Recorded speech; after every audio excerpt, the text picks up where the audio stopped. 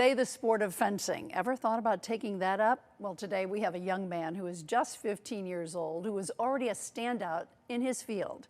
His coach, Tim Morehouse, won a silver medal in the Beijing Olympics in 2008.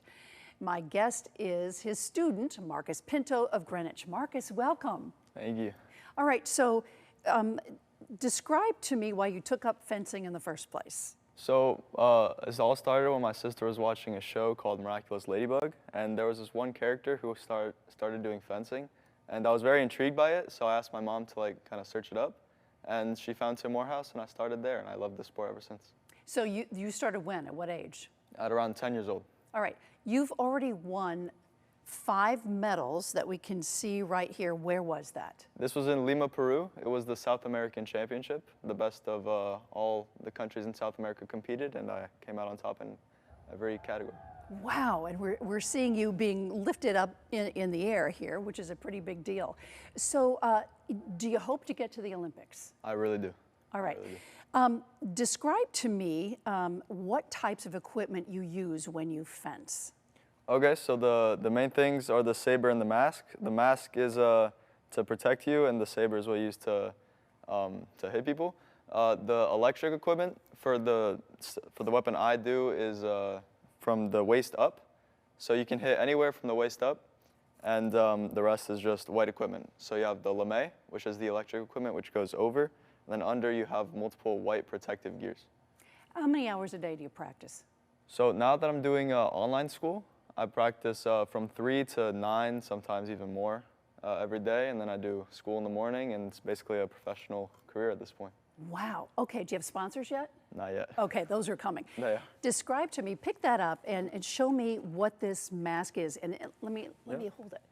It's heavy. It has a little bit of weight to it.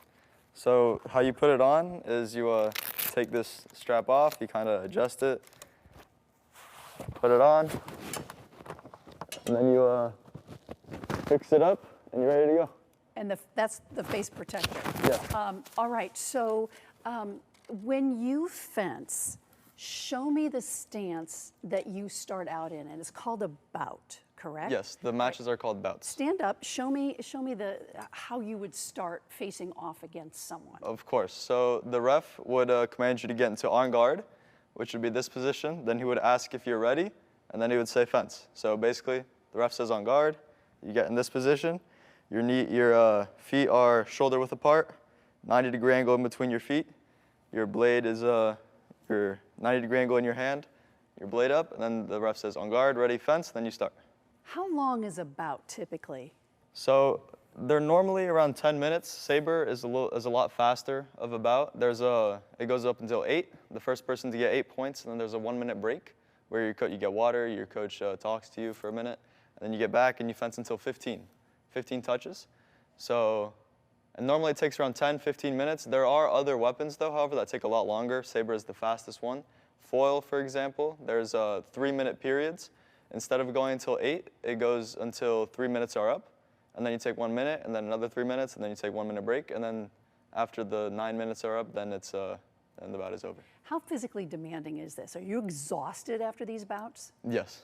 You get a lot of break time because you give your all for 30 seconds, whatever the one touch is, and then you walk back to the line, and then there's the minute break enough.